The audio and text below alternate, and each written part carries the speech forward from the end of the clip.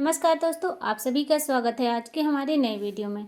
क्या आप भी अपने रोज़ घर के कामों से बहुत ही ज़्यादा परेशान हो जाते हैं? तो ख़ास आज आप सभी के लिए बहुत ही बेहतरीन से आइडियाज़ लेकर आई हूँ जो आपके बहुत काम आएंगे और आपके समय की भी बचत होगी, साथ ही साथ पैसे की भी बचत होगी। तो चलिए हम वीडियो को देख लेते हैं। और देख सकते हैं मैं यहाँ पर छुहारे जो है धो रही हूँ। तो इसे ये मैं आपको बता रही हूँ क्योंकि जो कुछ ऐसी चीज़ें होती है ना कि आपको पता नहीं होता है, हम डायरेक्ट बाज़ार से लाके उनको ऐसे ही खाना स्टार्ट कर देते हैं। लेकिन ये छुहारे ना ऐसे आपको देखने में साफ़ सुथरे लग रहे हैं, लेकिन जब इसको मैं खा के देखी तो इसमें बहुत ज़्यादा मिट्टी जो है लग रही थी। तो इसलिए मैं इसको धो दे रही हूँ। अब देखिए, जब भी धूप हो तब आप इस काम को करना, नहीं तो इसको ऐसे ही भीग जाएँगे तो ख़राब हो जाएँगे। तो इसको मैं धूप में डालने वाली हूँ धो के। तो देखिए 2 से 3 पानी साफ़ मैं लेकर इसको अच्छे तरीके से धो रही हूँ, जिससे कि इसमें की जितनी भी गंदगी है, धूल मिट्टी है, तो वो निकल जाए। अब देखे होंगे ना, बाज़ार में तो हर तरह से सामान को सुरक्षित रखा जाता है, लेकिन किसी न किसी तरीके से उसमें धूल मिट्टी गंदगी हो जाती है, कीड़े मकोड़े भी हो जाते हैं। तो इस तरह से छोटी-छोटी बातों को अगर हम ध्यान में रखेंगे ना, तो हमारा सामान अच्छे से सुरक्षित रहेगा और साफ़-सुथरा हम खा पाएँगे। ये देखिए, अब इसको धूप में डाल देंगे जिससे कि इसमें जितना भी पानी है सूख जाए। और इसको भिगोना नहीं है, अगर आप भिगो के खाते हैं तो ठीक है, लेकिन इसको मैं इकट्ठे ही धो के सुखा लूँगी तो फिर डिब्बे में भर के रखने में आसानी होगी। इसके बाद अगला जो आइडिया है, इस तरह से देखिए, जो हमारे घर में ना पॉलीथीन होती है, पॉलीथीन का पूरा ढेर लग जाता है और पूरा कबाड़ के जैसी रखी भी रहती हैं। कहीं भी एक पॉलीथीन बड़ी लेकर उसमें हम ढेर सारी घुसेड़ते रहते हैं तो उसे कबाड़ जैसा हो जाता है घर हमारा। तो देखिए, अगर आप इसको कुछ अच्छे तरह से स्टाइल करके रखना चाहते हैं तो चाहे जैसी पॉलीथीन हो, बस उसको एक लेना है और इस तरीके से देखिए, पहले पॉलीथीन को वापस अच्छे से उसको पहले एकदम बढ़िया से फोल्ड करना है। और ये देखिए, इस तरीके से फिर हम इसको ट्रायंगल बनाएंगे, तिकोना। तो बनाने का आइडिया आप देख लीजिए कैसे मैं इसको बना रही हूँ। वीडियो को थोड़ा सा फास्ट कर दिया है ताकि आप लोगों को समझ में आए, क्योंकि बहुत टाइम नहीं लगता है, लेकिन फिर भी अगर हम इसको धीरे धीरे बनाएंगे ना तो वीडियो बहुत लंबी हो जाती है, इसलिए वीडियो को फास्ट कर दिया है। अगर आपको ये देखिए ये तरीका अच्छा लग रहा है ना, तो ऐसे ही सारी पॉलीथीन को इकट्ठे कर लीजिए। इसके बाद कोई भी चीज़ है ना, तो बाज़ार में तो मिल ही जाएगी पैसे खर्च करने पर। अगर आप कुछ अपना खुद से आपको कुछ आता है करना, तो आप घर पे ही बना सकते हो। जैसे कि मैं यहाँ पर थोड़ा-सा रुई लेकर बैठी हूँ और मुझे बनानी है फूल बत्ती। अब फूल बत्ती बनाना इतना आसान है ना कि शायद हर किसी को पता है। लेकिन बाज़ार से जो खरीद कर लाते हैं वो ज़्यादा ही आसान बैठती है हमको, क्योंकि फटाक से हम पैसे खर्च किए और हमको फटाक से जो है 4 से 5 पाउच या फिर जितना खरीदना है उतना हम ले लेते हैं। लेकिन क्या आपने देखा है ना, जो घर की बनी हुई फूल बत्ती कितना अच्छे से एकदम शान से जलती है और बिल्कुल भी इसमें तेल ज़्यादा नहीं लगता है। इस बात को आपने शायद नहीं ध्यान किया होगा, क्योंकि आज के समय में किसी के पास इतना टाइम नहीं होता है ना कि ज़्यादा से ज़्यादा हम समय को अपना बर्बाद करें। तो यह मैं बता रही हूँ कि आप फूल बत्ती को छन्नी की सहायता से कैसे बना सकते हैं। देखिए, फूल बत्ती को आप जैसे ही बनाते हैं तो उसकी जो थोड़ा-सा नोक है ना, नोक को थोड़ा-सा ज़्यादा करना है और छन्नी लेना है जो चाय छानने वाली है, या फिर आप कलछी ले सकते हैं जिसमें पीछे साइड में इस तरह से थोड़ा-सा होल बना हो। फिर इस तरह से थोड़ा रख के और हम इसको हल्के हाथे से ऐसे घुमाते जाएँगे ना, तो इसकी नोक बराबर से बन जाएगी और नीचे हल्का-सा हमने हाथ लगाया जिससे कि ये फूल बत्ती नीचे की साइड में एकदम गोल मटोल बन जाए। ये देखिए इस तरह से, तो कितना आसान तरीका है, फटाफट से फूल बत्ती बन जाती है। और इसी तरह से मैंने और भी बहुत सारी बना के रख लिया है। ये जलाने में बहुत अच्छी लगती है, मुझे काफ़ी अच्छा लगता है। अगर मैं हाथ से बनाई हुई अपनी खुद की फूल बत्ती को जब दिए में रख के जलाती हूँ ना, तो बहुत अच्छा लगता है। इसके बाद यहाँ पर आप जो भी घी वगैरह डालना चाहते हैं तो उसको इस तरह से फूल पत्ती को पूरा घी डाल दीजिए और भीग जाएगी। फिर किसी भी डिब्बे में इस तरह से रख लीजिए। मैं तो रख ली हूँ भर के और ये अब कुछ दिन चल जाएंगी। जब ख़त्म होती है तब फिर मैं इसी तरह आगे बना लूँगी। अगर आपको टिप अच्छी लगे तो आप ज़रूर एक बार ट्राई करना।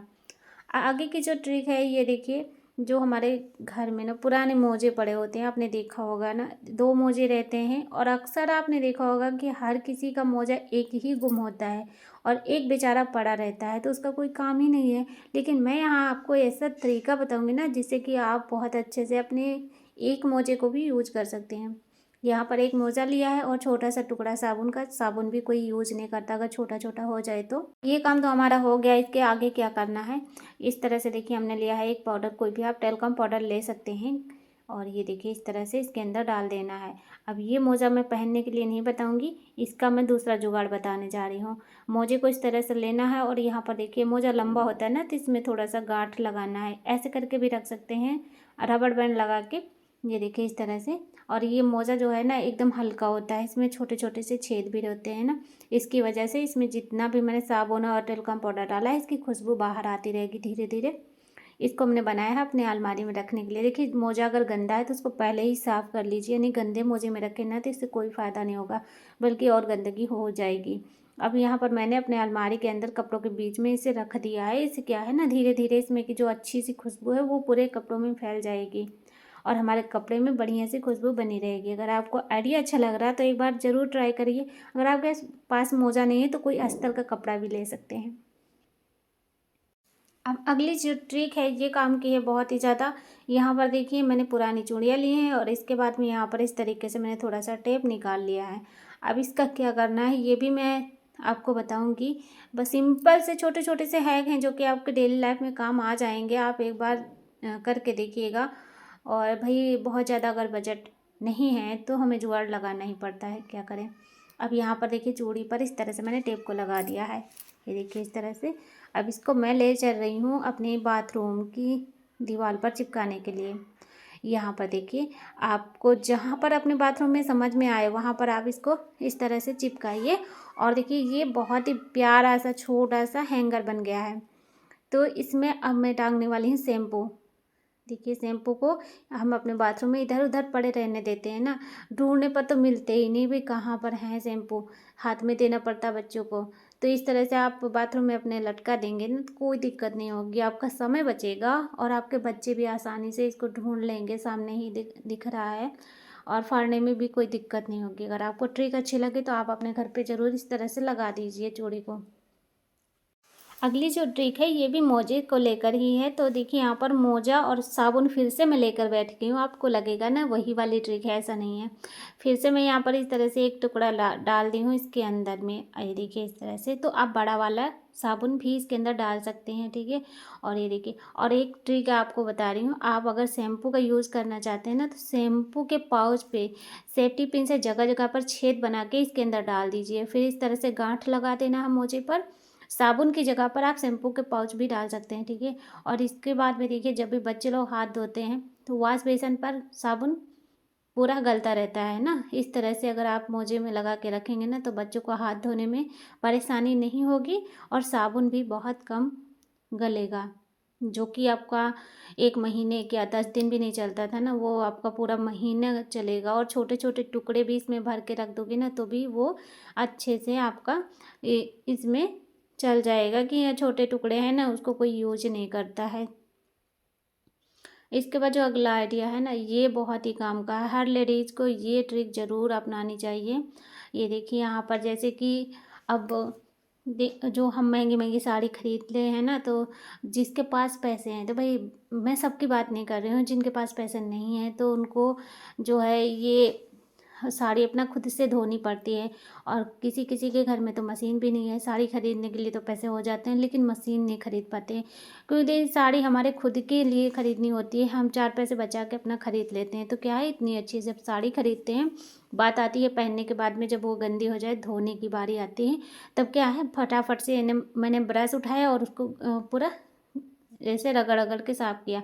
अब रगड़ने पर क्या है कि इसमें के जितने भी नग मोती स्टोन लगे हैं उसका कलर हट जाता है और नग स्टोन वगैरह सब निकल जाते हैं। तो आपकी साड़ी बहुत जल्दी ख़राब हो जाती है। भाई इतनी 4-5 हज़ार की साड़ी ले ली है और उसको इतना जल्दी ख़राब नहीं करना है। तो आपको इस तरह से ब्रश लेना है, जब भी ब्रश से आप साड़ी को धोएं तो इस तरह से एक मोजा लगा दीजिए ब्रश के ऊपर। फिर आप चाहे जैसे इसको धोएंगे ना, बिल्कुल भी साड़ी में कोई भी दिक्कत नहीं आएगी, एक भी रेसे नहीं निकलेंगे और आसानी से साड़ी साफ़ भी हो जाएगी। जहाँ फाल लगा होता है ना साड़ी में, फॉल, वहाँ का एरिया बहुत गंदा होता है, तो आप इसी तरीके से क्लीनिंग कीजिए साड़ी की। और ये देखिए, मोजा बहुत हल्का नहीं होना चाहिए और ज़्यादा नया भी नहीं लेना है, नहीं तो मोजा ख़राब हो जाएगा, क्योंकि जो ब्रश में तीलियाँ बनी होती हैं ना, ये बहुत ही ज़्यादा धारदार होती हैं, बाहर निकल जाती हैं। तो थोड़ा सा मोजा आप अपने हिसाब से लीजिएगा, ताकि ये ना बताने को रहे कि भाई आपने क्या ट्रिक बताई है। इसके बाद जो अगली ट्रिक है, ये भी बहुत काम की है, छोटी सी है लेकिन हर किसी को काम आ जाएगी। अब जब भी देखिए, कंघी तो हम रोज़ बाल में करते हैं और इससे क्या है कि जब गंदी हो जाती है ना, तो मन नहीं करता है इसको हमें अपने बालों में लगाने का। तो वह क्या है, बस थोड़ा सा काम करना है। आप जब भी समय हो तो इसके ऊपर 1-2 बूंद शैम्पू डालकर, हल्का पानी डालकर इस तरह से ब्रश से इसको साफ़ कर दीजिए। सफाई करने में बिल्कुल टाइम नहीं लगेगा। आप चाहे तो थोड़ा सा गुनगुना पानी में, थाली में पानी भर लीजिए, उसमें कंघी को, जितनी भी कंघी है उसको डाल दीजिए, जितने भी जर्म्स बैक्टीरिया हैं वो भी निकल जाएंगे और कंघी भी अच्छे से क्लीन हो जाएगी। ये देखिए इस तरह से। तो हफ्ते 2 हफ्ते में इस तरह से आपने कंघी को अगर आप क्लीन करेंगे ना, तो जितना भी आपके सर में फुंसी वगैरह हो जाती है, रुस्सी हो जाती है, वो सब ख़त्म हो जाएगी एकदम बढ़िया से। तो ये छोटी छोटी सी बातें होती हैं ना, जिनको हम बिल्कुल भी ध्यान नहीं करते हैं और इसी वजह से हम कितना ज़्यादा समस्याओं का सामना करना पड़ता है।